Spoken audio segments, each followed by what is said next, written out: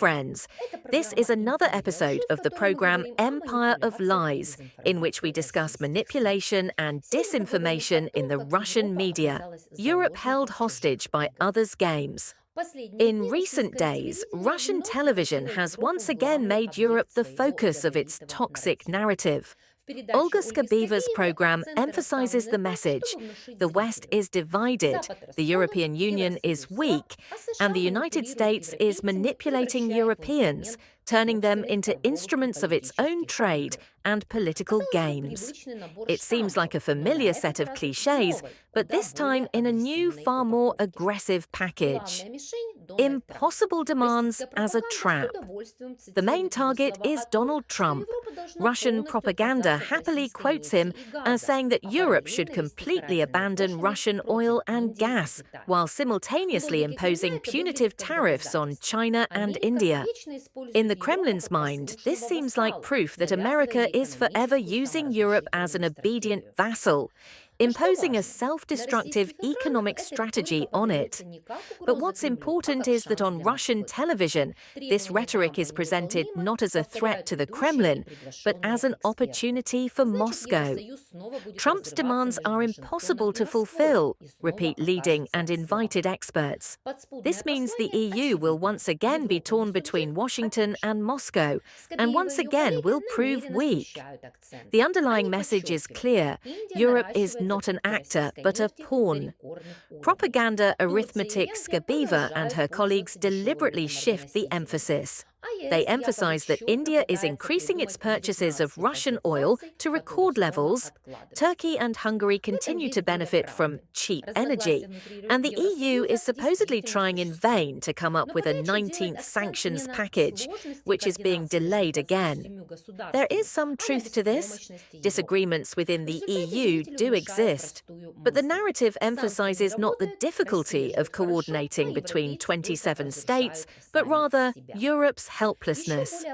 As a result, viewers are fed a simple message: sanctions aren't working, Russia is living well, and Europeans are only destroying themselves, a blow to trust.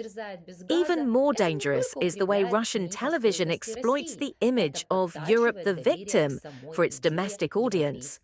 After all, when Russians are told, look, the European Union is suffering, arguing, freezing without gas, this not only reinforces the myth of a resilient Russia, it undermines trust in the very idea of European unity.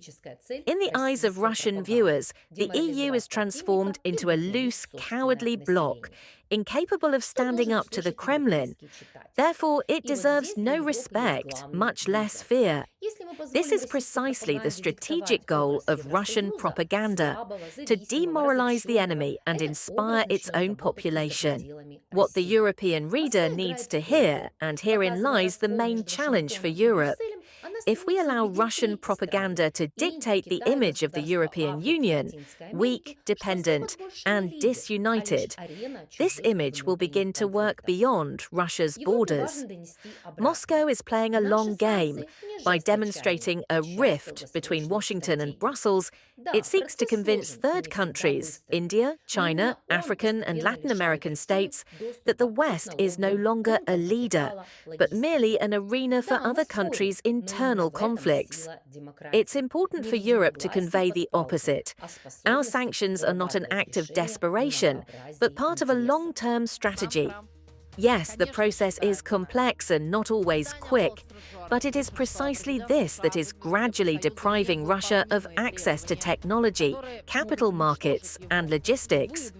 Yes, we argue, but this is precisely the strength of democracy. Not unanimity under duress, but the ability to develop solutions amidst a diversity of interests. Trump himself, of course, believes otherwise. The Wall Street Journal writes that the US president has made impossible demands on the European Union that could destroy Europe. He made them to avoid putting pressure on Russia and imposing new anti-Russian sanctions. Several European officials shared this opinion with the newspaper. It's a new, old playbook, Trump the Kremlin agent. European leaders are currently struggling to find a response to the American president. They truly can't completely stop buying Russian oil and gas.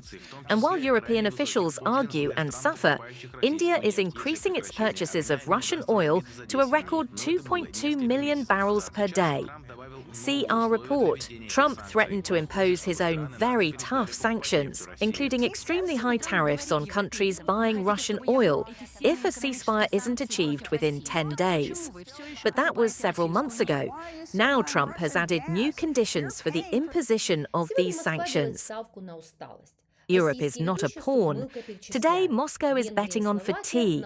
Russian anchors smirk as they list off the news. Hungary and Slovakia will veto. Brussels is postponing new sanctions. Washington is blackmailing. All of this is intended to reinforce the illusion that Europe is divided and powerless. But the reality is different. Europe remains Ukraine's largest donor, the main source of military and humanitarian aid. And Europe's energy transformation has already deprived the Kremlin of tens of billions in export revenue. The sanctions didn't collapse overnight, but their effect is cumulative. Yes, Trump is playing his game. Yes, the US sometimes acts harshly and selfishly. But the lesson Europe must learn is simple. We are not obligated to accept other people's ultimatums.